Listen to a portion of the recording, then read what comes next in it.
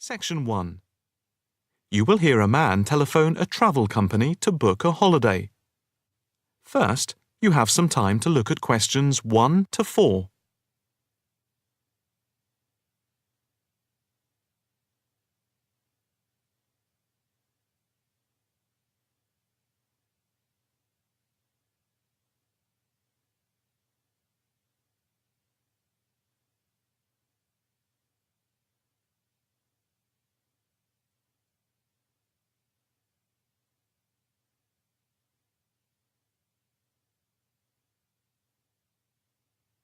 You will see that there is an example which has been done for you. On this occasion only, the conversation relating to this will be played first. Good afternoon. Italia Breaks. My name's Margaret. How can I help you? Hi. I'd like to book a short break in Italy. Hotel and flights combined. Anywhere in particular? Yes, Venice if possible. The holiday destination is Venice. So, Venice has been written in the space.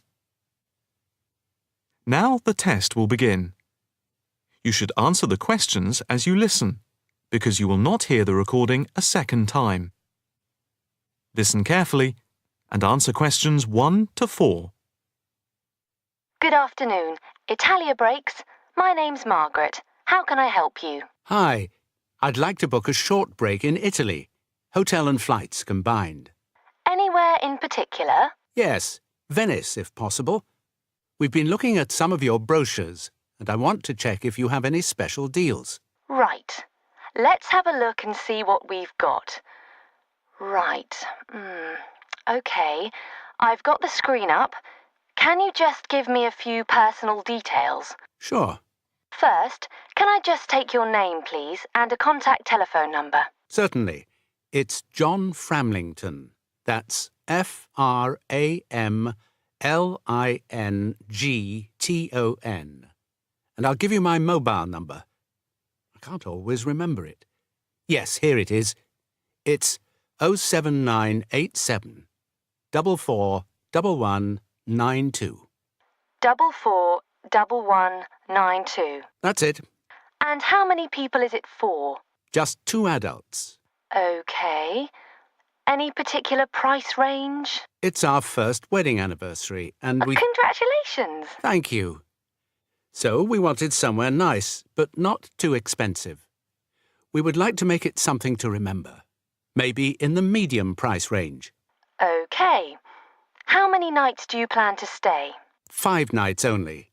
That gives us plenty of time to do sightseeing and to relax. Right. That's 5 nights only. And what type of hotel? We initially thought of going for a 5-star, but that might be too expensive. So we've been looking at 4-star hotels. We've got quite a few in our brochure, but the one I would recommend is the Hotel Scotland. It's 4-star, and I know there are rooms available because I have just made a booking for another client there. I didn't notice that one. I don't know how I didn't see it. It's easy to miss them. I've also stayed there myself, as we sometimes have to go and check out the hotels. And of all the ones I visited, this was my favourite. Oh, right. Before you hear the rest of the conversation, you have some time to look at questions 5 to 10.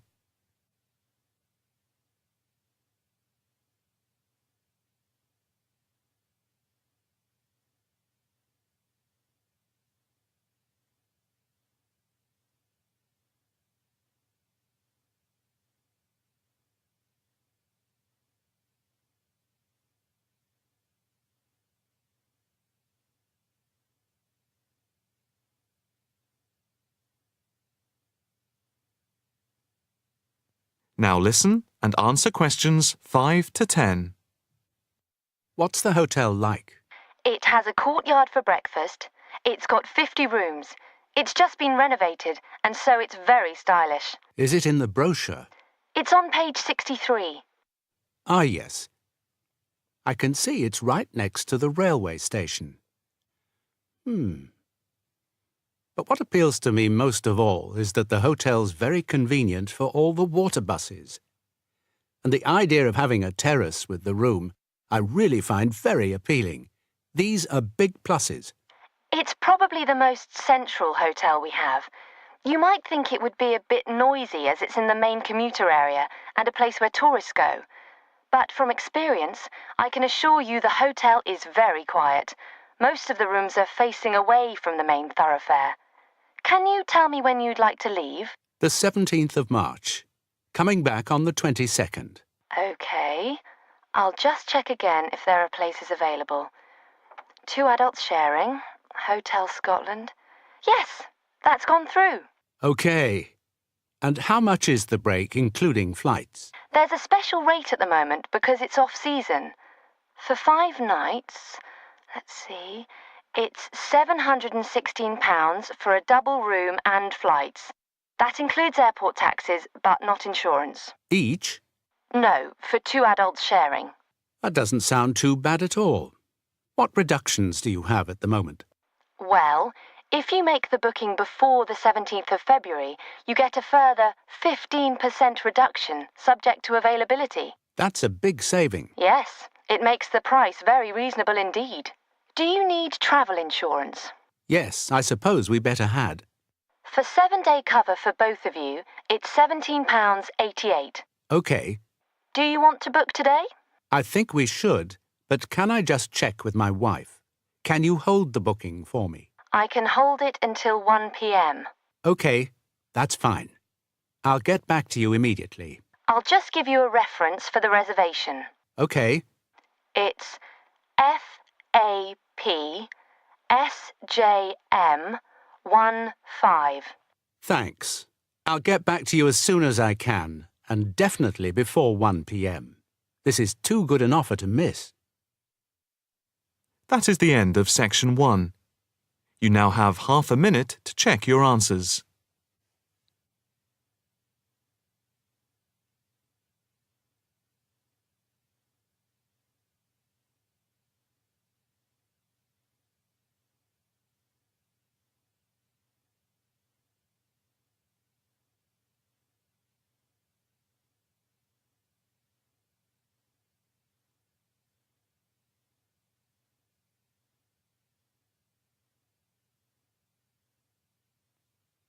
Now turn to Section 2. Section 2. You will hear a talk by a counsellor on plans for the development of an old industrial site. First, you have some time to look at questions 11 to 13.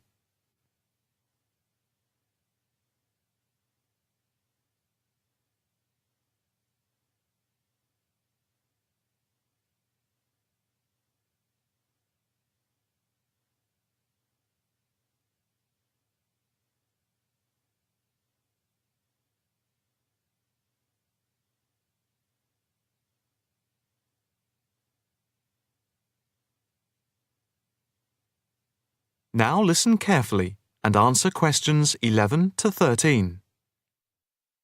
Good afternoon, ladies and gentlemen.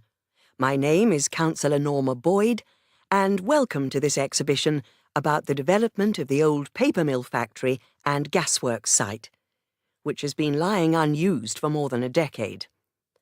There has been pressure on the council to use the land to build a training centre and a small business park. However, we have been encouraged by local people to create an open area for the benefit of the community, providing much-needed space for recreation. And I now have pleasure in announcing that the plans for the creation of a park, to be called Park Royal, and for flats, have now been approved. I'm also pleased to announce that we have secured sponsorship from local organisations. More detailed plans of the developments are available from the council website, details of which are in your pack. In the meantime, I'd just like to take you through the plan here on the screen. Before you hear the rest of the talk, you have some time to look at questions 14 to 20.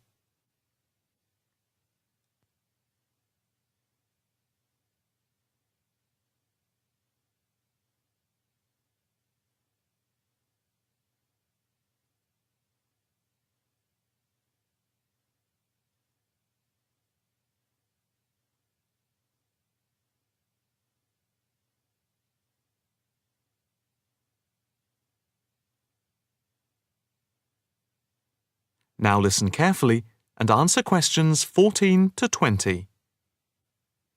If we start here at the bottom, you can see Parkside Street, where the main entrance to the park is. On the left of the entrance, in the bottom left-hand corner of the plan, there will be a block of 40 studio flats. On the other side of the entrance, there will be some workshops for local businesses. There will also be another entrance here, on the top right, which leads into Pear Street. Here, in the centre of the park, we will have an ornamental lake with paths radiating north, south, east and west to the different areas of the park. In the top right-hand corner, just by the Pear Street entrance, there will be a large sports area with 2 football pitches and 4 tennis and volleyball courts. Just here, beside the pitches, on the same side of the path, will be an outdoor swimming pool. Now, in the top left-hand corner, a walled flower garden is planned with a rockery and a water feature with walkways, seats and lots of shady areas for the summer. Next to this, a sculpture garden is also planned. Now, let's see. Just here, below the walled garden, there will be a grassy amphitheatre with a permanent covered stage for open-air concerts. We hope that local schools and colleges will use this theatre to showcase student work. In the bottom left-hand corner of the plan, you can see that above the block of flats there will be a play area for children, and directly to the right of this, just near the main entrance, there will be a wild area. More trees will be planted here, and in the middle will be built an educational centre for use by local schools to encourage children to take care of the wildlife and look after the trees and plants. And finally, in the bottom right-hand corner of the park will be a cafe, opening on to Pear Street. And now for questions. If anyone would like to ask anything, I and my colleagues are only too happy to oblige. Yes, the lady in the front row, if I could have your... That is the end of section 2. You now have half a minute to check your answers.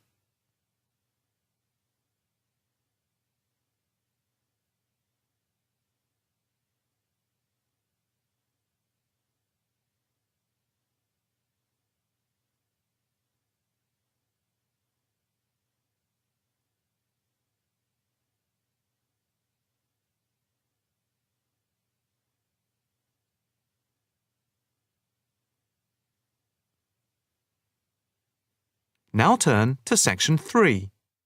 Section 3. You will hear a female student inquiring about changing her course. First, you have some time to look at questions 21 to 25.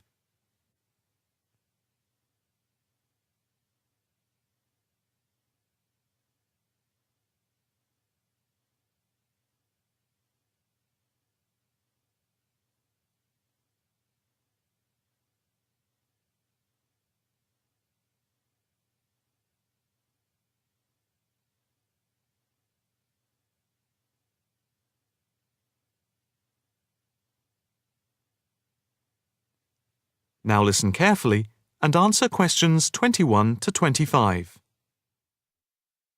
Hi, my name is Rosanna McLaren. I'm a bit early, but I have an appointment to see the Assistant Registrar, Andy Matthews, at 10 a.m. Hi, I'm Andy Matthews. Nice to meet you. Nice to meet you. My tutor advised me to come to see you about changing my course. Yes, I've had an email from your tutor, David Vine. Let me just call it up. Here we are. It says, Tutee Rosanna McLaren is on the Wednesday part-time course and wants to change to the distance learning program. Have you any problems with the course itself? Oh no, I love it. I think the course is really worthwhile. The theoretical sessions once a week on Wednesday from 10 a.m. to 3 p.m. are really good. You have 2 2-hour sessions then? Yes, that's it. And I have to say, I think the practical session from 4 through to 9 in the fashion workshops are also good fun. But I am finding it all very tiring, and it makes me too exhausted for my work on Thursdays and Fridays. You work the other 4 days of the week. Yes, and some Saturdays. I see. So, what do you want to do? I'd like to change to the program with the distance learning component instead of the Wednesday sessions. Yes, that is a possibility. I see from your tutor, Dr. Vine, that he has no problem with this, but you realize it's possible you'll have a different tutor. Yes, I'm aware of that. It's a shame because he's a very good tutor. What do I need to do now? First, we just need you to fill in this transfer form and the claim form for the reduction in fees. Oh, I didn't realize it was cheaper. Oh yes, it's £1,000 less a year. It gets even better. Can I start the distance learning program from now? I don't see why not. I just need to get a signature from your tutor, which should take only a short time. I'll email it to him now, and then he can sign it and put it in the internal mail. Okay. But I also need to go through with you what is involved in the distance learning program to make sure you are clear about everything. Well, I understand I attend the weekend course once a month, and that I can book a bench in the fashion workshop at any other time. You have a computer at home for the distance learning? Oh, yes. I have the necessary equipment for making video calls over the internet already. It's the flexibility of the distance learning over the internet that is very useful. And what makes it even more interesting is that I don't have to spend a lot of time traveling to and from the university on the Wednesday. I can adapt it to my own routine, as I will be able to do the theory over the internet from home when I want. The same is true of booking a tutorial online using Skype. Yes, it is amazing, isn't it? It's in its infancy, but it's been up and running for a year now, and it's going rather well. Can I just ask if it's possible to have a face-to-face tutorial at any time as well? There is no reason why you shouldn't be able to. Before you hear the rest of the conversation, you have some time to look at questions 26 to 30.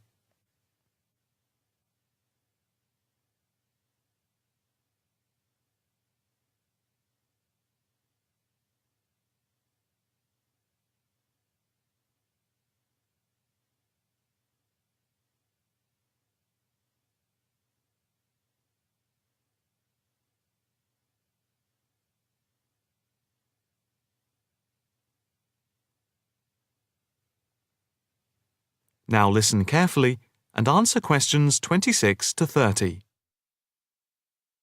What about the assessment for the distance learning? I take it that it's the same as for the other program? Let me see. Each month you are expected to keep a written course diary and to present a seminar paper, and at the very end of the course there will be a written exam which will account for 30% of the total marks. What about the coursework? How much does it account for? The design portfolio, which you need to present at the end, accounts for 50%. I would point out just one thing, and that is that on the distance learning program, some tutors like to see the design portfolio twice each term to make sure you're on the right track. But of course you can take it in at any time to show your tutor. And as part of the assessment for the portfolio, you have to present at least one fashion item at a fashion show at the end of the course. Is there anything else? No, that's it. Thank you for all your help. No problem. Hope it all works out well for you now. That is the end of section 3. You now have half a minute to check your answers.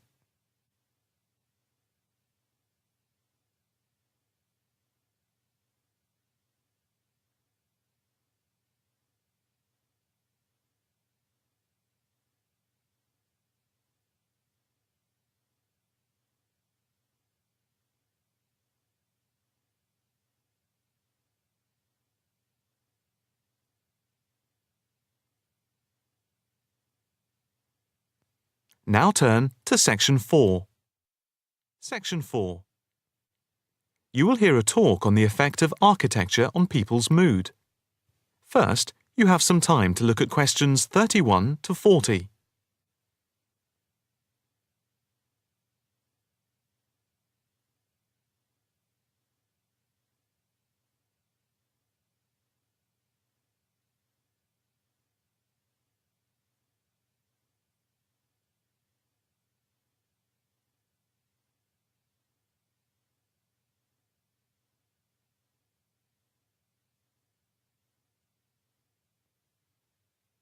Now listen carefully and answer questions 31 to 40. My group has been doing a project on the importance of architecture in people's lives and whether it has any impact on the lives of people in general. The main part I have played is in the collection of data to find out what effect, if any, various buildings have on people's mood, i.e., whether ugly buildings make people unhappy and whether beautiful buildings do the opposite.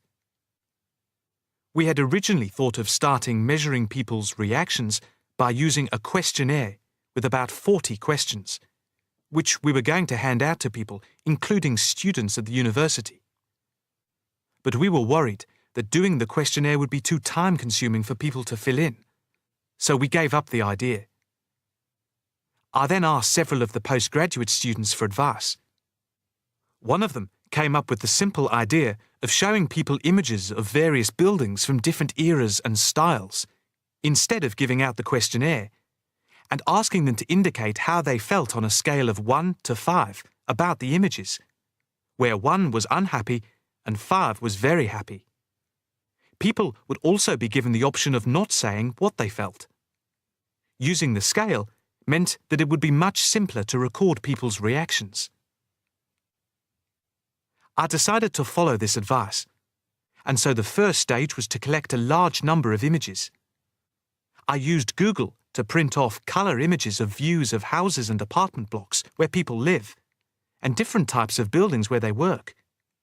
I started with about 30 or 40, and then reduced them to 10 images. Media resources in the Amory building at the Judd Street branch of the university helped me produce the final images.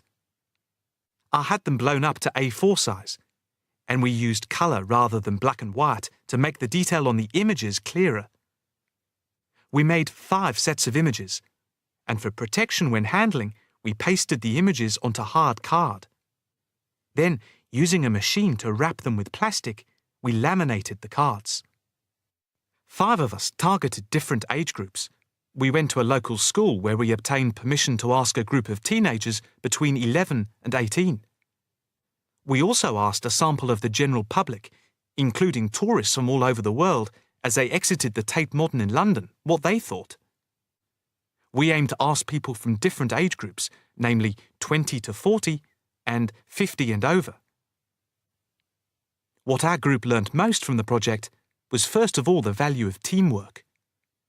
And secondly, we found that we had to appoint a leader to stop us pulling in different directions and falling apart. So this turned out to be an invaluable lesson for all of us. As to the findings, for us they proved intriguing. In the end, the sample consisted of 311 respondents. I thought initially that people wouldn't be interested in taking part. With the youngest age group, their reaction was very mixed. It was clear that the youngest group had no pattern of preference at all, as they frequently gave no reaction to the pictures. For the 20 to 40 age group, we found that they tended to score more in the middle range, around 3. We found that out of the 3 groups, the most likely to be favourably affected by the images, that is, they were more likely to score the images as 5, were those aged 50 and above. And nobody in this age group failed to say what their reaction was, which was unique for the 3 groups. In total, I have to say that about 71 people indicated that they had no reaction at all to an image.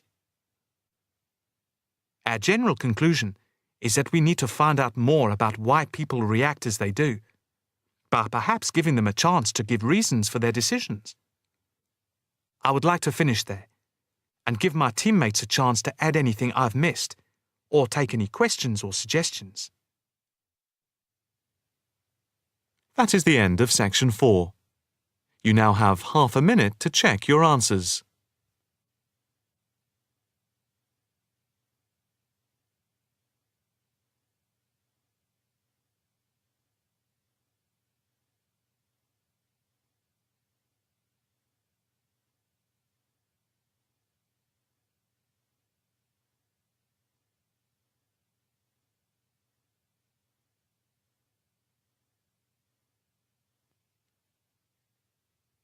That is the end of the listening test. You now have 10 minutes to transfer your answers to the listening answer sheet.